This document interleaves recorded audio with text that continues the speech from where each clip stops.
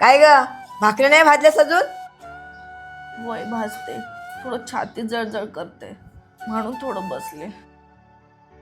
तुझं नेहमीच आहे, तुझी नाटकं काही ती मला माहित नाही का? हो आई, खरंच सांगते मी.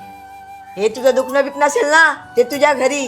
अहो आई, मग हे घर कोणाचे आहे? माझे. आई, हे घर माझं सुद्धा आहे ना. मी पण ह्या घरातच राहते ना. तू या घरात राहत असशील ना, तर या घरावर पूर्ण अधिकार माझाच आहे. ती काय बोलतेस हे? बरोबरच बोलते. पण तू जे बोलतेस ना ते मला नाही पटले. हो बाबा, आईचं असं वागणं मलाही नाही पटलं. भारती, जर हे घर तिचं नाही ना मग तुझंही नाही. ह्या आता या बाईमुळे माझा नवरा पण मला बोलायला लागलाय. अगं पण जे योग्य आहे तेच बोलतो ना. अहो पण मी या घरासाठी आयुष्य घालवले. आणि तिला या घरात आयुष्य घालवायचं आहे हे विसरू नकोस. आई, ती या घरात काहीतरी स्वप्न घेऊनच आली असेल ना. भारती, तुलाही या घरासाठी रडावे लागायचे, विसरलीस का?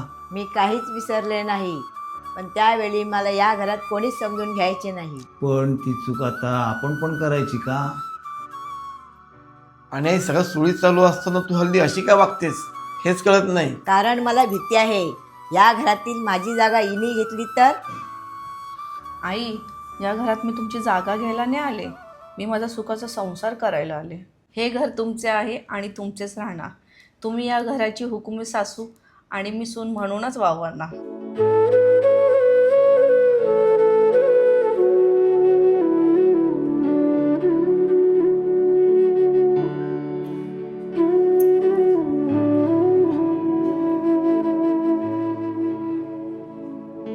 तुझ्या छातीत जळजळ करते ना, इनो पिऊन घे.